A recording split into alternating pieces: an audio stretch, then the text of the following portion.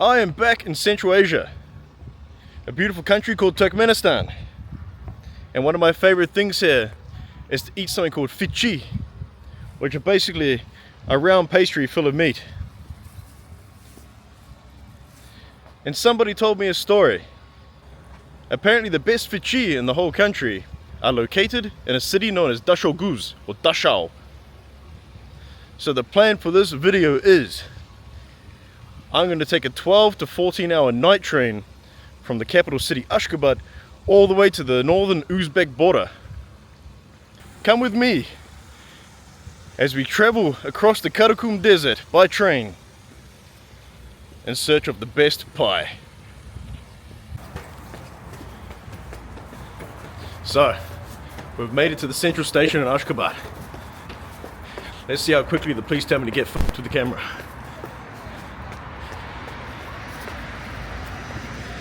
Here's our train.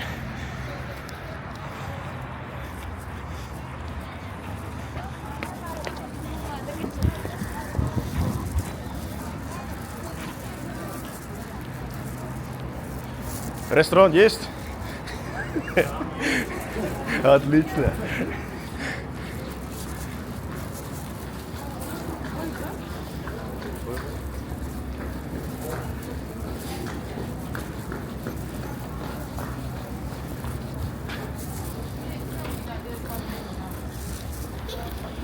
Ashgabat or Dashoguz.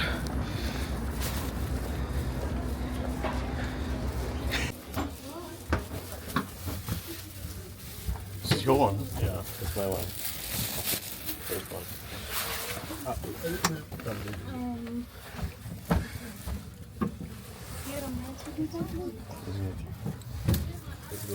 What's yours? 19. 19, yeah. Is this? Yeah. No one here. Oh. Hello. She speaks English. Yeah. Fucking look at this. This is a proper sleeping train. So we've got a cabin. It's a sleeper train being overnight. No one's in my cabin. Same as Bulgaria. Every time I turn up, no one's in the cabin.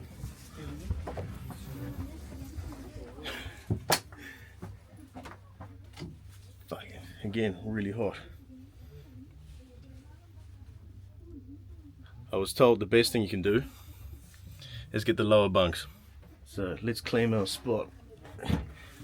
Oh, before anyone turns up. Oh, fuck. Oh, it's broken. Okay, we're not taking that side.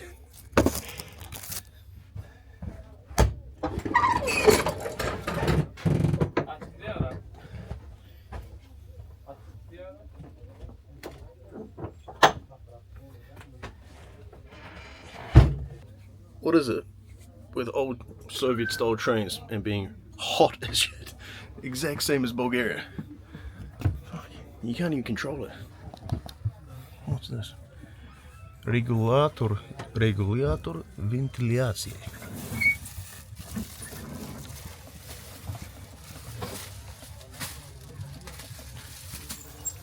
Nothing works.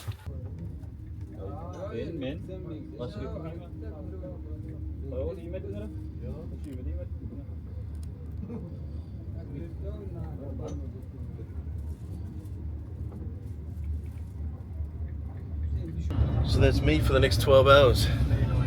Pitch black Karakum Desert outside. Let's go for a train tour.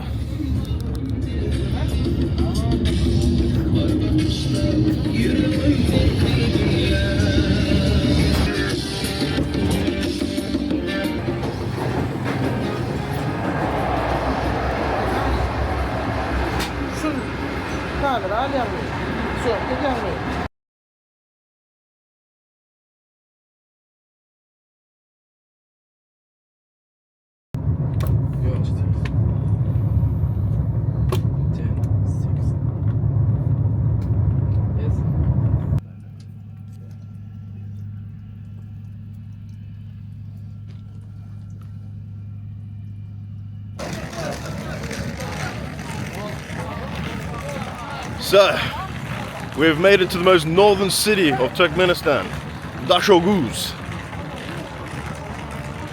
12 hours on the train, and it took about 10 minutes before the conductor told me to get f***ed with the camera. So we try to film some stuff now.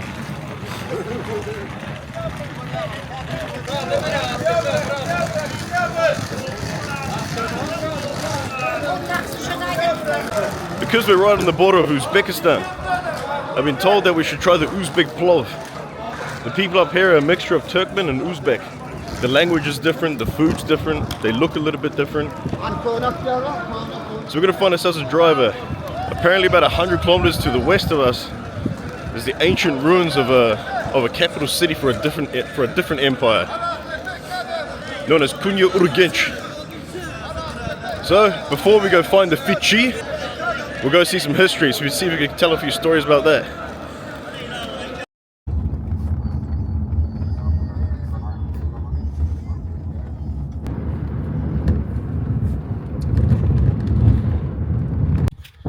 So we have found ourselves a couple of drivers. The thing that's special about this region is that it was the capital of the Khwarezmian Empire. So we're gonna spend the day. They're gonna drive us all the way around, maybe for like 9 hours through the desert.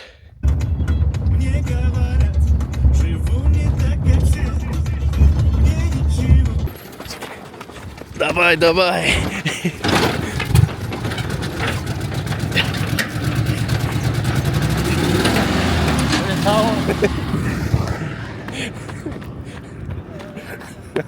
Got it on camera as well.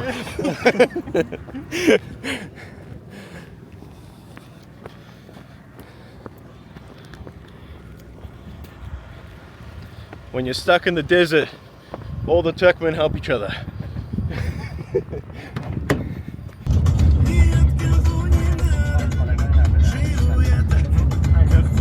We've been driving south through the desert from the town of Konya Urgenç, trying to find remnants of the old empire that used to rule this land. That's the empire that spread up north into what's now modern day Uzbekistan. And this place that the drivers have taken us, they found through a phone call from a friend of theirs. It's not pinpointed on any of your normal map services, so not many Western foreigners have seen it. But all around us now are the remains of an old fortress, which at some point of time would have been vital to defend the 3 million people that lived in this region at the height of the empire.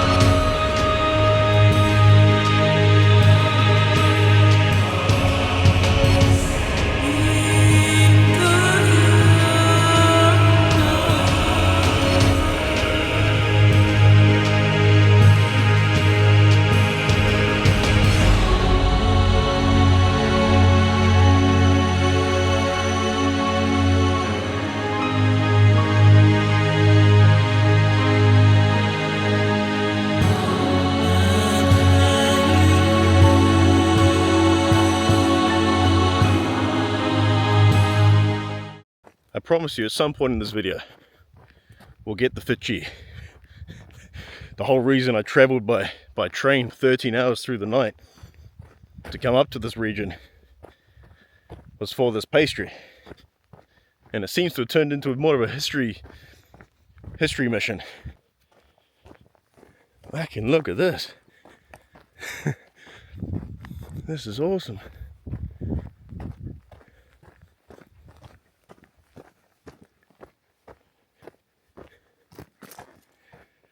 And the silence of the desert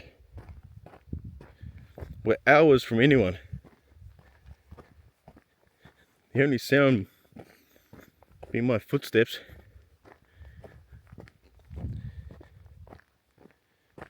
Wow.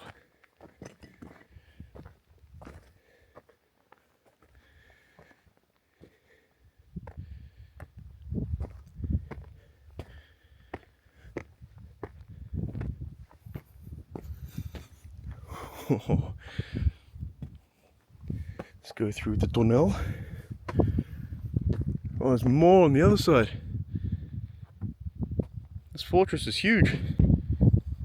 The Khwarezmian people, the Khwarezmian, probably pronouncing it wrong, but something like Khwarezmian Empire that populated this area had its peak time between the 11th and 13th century AD, which is the exact same time that the Seljuk Empire had its peak in Merv, ancient Merv, which if you look at one of my other videos, one of my first uploads 2 months ago or so, you'll see me talk about them. And just like the Seljuk Empire, this empire had its demise at the hands of the Mongols. And how I said with the Seljuk Empire, their defeat, their downfall was caused by Genghis Khan's most violent son.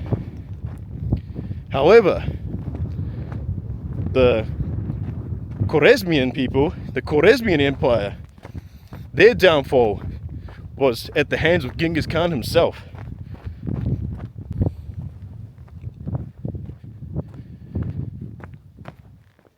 Now you might ask, why were the Mongols attacking all of these empires that were ruling the area that's now modern day Turkmenistan, Uzbekistan, etc.? Well, the reason being is that these empires were extremely strong, with all their money and their value coming from the trade along the Silk Road. People coming from the south would have to pass through this empire on their way to places like Volga River in modern day Russia. And the Mongols wanted this. They wanted to control it. Wow, I'm walking through a fucking pottery heaven. I'll show you soon. Let me finish the point. The Mongols wanted part of that wealth. So, to benefit from the wealth of the Silk Road, the Mongol armies would invade and destroy places like this. Now check out this pottery. Got everything. Where can you see it on camera? Yes.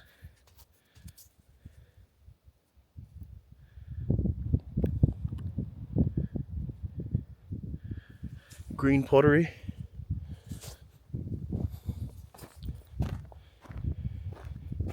I want to find some turquoise. Some more green.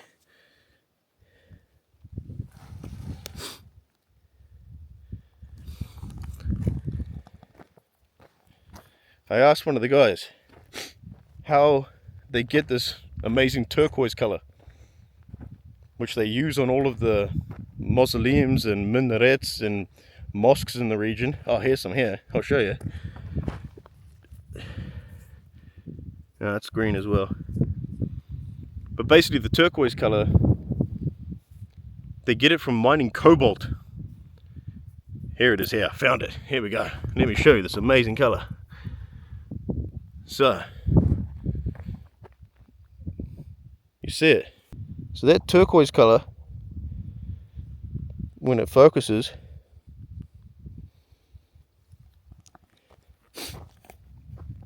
that turquoise color is created using cobalt, and they mix it with some other chemicals and they heat it to a very specific temperature, and once the cobalt mixture on the ceramic gets to that temperature, it starts to turn turquoise, and at that point you have to remove the pottery, and then you have this beautiful color. Oh, it's everywhere. This is amazing.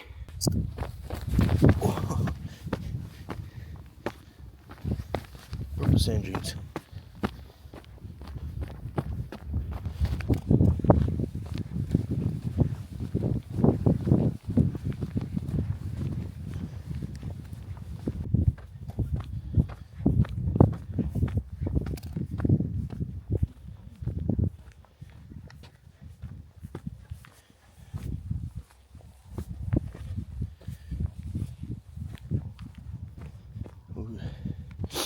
It's a little bit sketchy.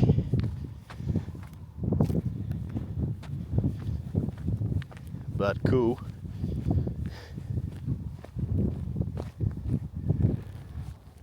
What a view. Every 10, 15, 20 kilometers or so in this region, you come across another fortress.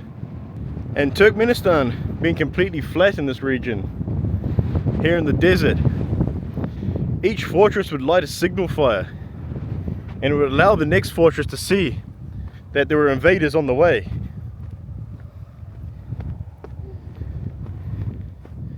So you can only imagine the blazing fires here in this fortress on that fateful day in 1221. And you wonder not if it helped. It probably saved a few lives, but ultimately this empire would fall.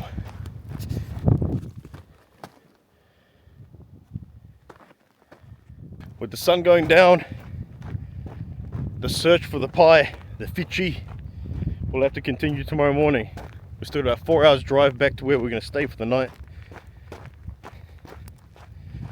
And tomorrow we'll go find these Fitchi.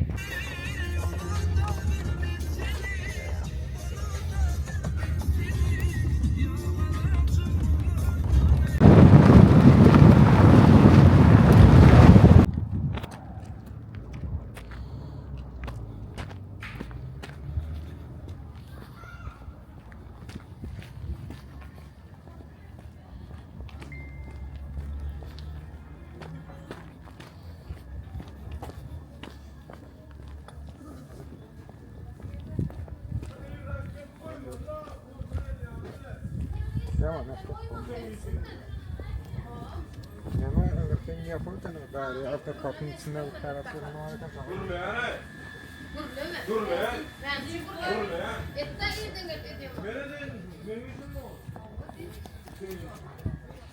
This is the real Turkmenistan.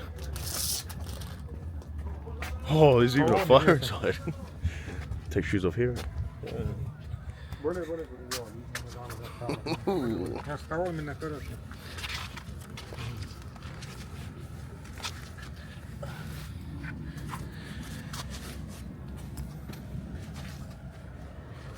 Check this out.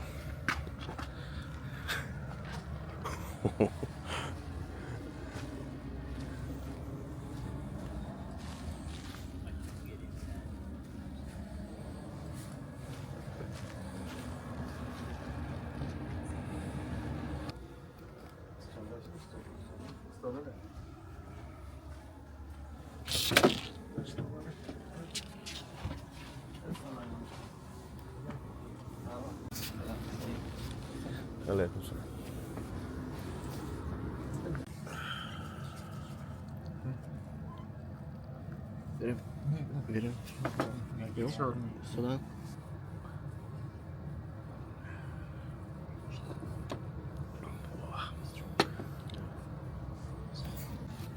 We got the full Turkmen lunch now.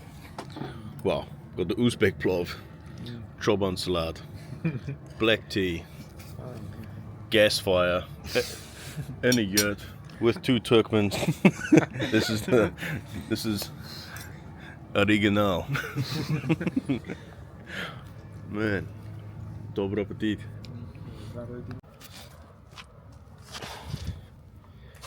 Wow, that was an epic lunch.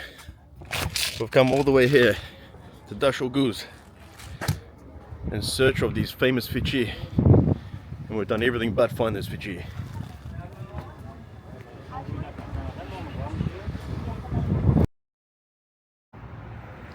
Have I got a story for you? So, there's going to be a gap in the video. The last thing you would have seen is us having our lunch or afternoon tea in the yurt. And after this we've travelled back to Dashoguz another 4 or 5 hours to the hotel. However, basically, as a foreigner, you cannot come to Dashoguz.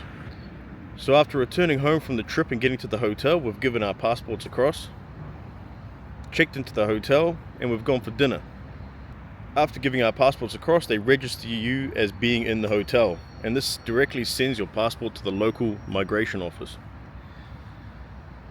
which is obviously flagged up as us not being allowed in Dashoguz, being a border region. And the second thing is, foreigners are not allowed to be outside of their hotel after 10 p.m. So we're immediately phoned up by migration office telling us to directly get back to the hotel. But in the morning, after drinking a few too many vodkas and beers in the hotel bar, we're awoken with another phone call that the migration officer is now waiting for us in the lobby of the hotel. So I pack my things and I go downstairs. And directly after confirming it is me, they've said, "Come with me." I've jumped in their car, I've been taken to the local migration office, where my passport's then taken off me, and I have to start answering some questions as to why I'm in Dashoguz. And I tell them I'm there to see some historic sites and to try the local gavaradak Fitchi, which they assume is a bullshit story.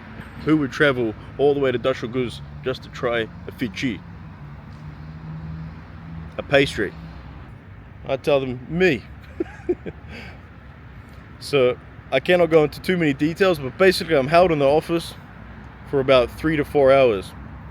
They eventually just hand my passport back and say, "Good fly, you have 3 days to get out of Dashoguz and back to Ashgabat." And I say, "Don't worry, my flight's at 5 p.m. today. I'll be gone in a few hours." So I have 1 hour till I have to be at the airport to fly back to Ashgabat this afternoon. And we're in luck. So let's recap. We've done 13 hours on an overnight train, playing cards with the local people. We then jumped directly into a car and driven around northern Turkmenistan, seeing all sorts of different historic sites for around 12 hours as well. So that's 25 hours of travel. We have walked across the desert sands. We have push-started trucks. We've had afternoon lunch in a yurt. We've then checked into a hotel where we've been caught being in a border region of Turkmenistan without the proper documentation. So I've then woken up after a few hours sleep, been taken to a migration office and held there for 3 to 4 hours while my passport was taken off me, and we figure out a solution to the issue. All of that for a pastry. But we're in luck. With 1 hour till I have to go to the airport, I have found the Fitchi. Let's see if all that was worth it. Let's try the Fitchi.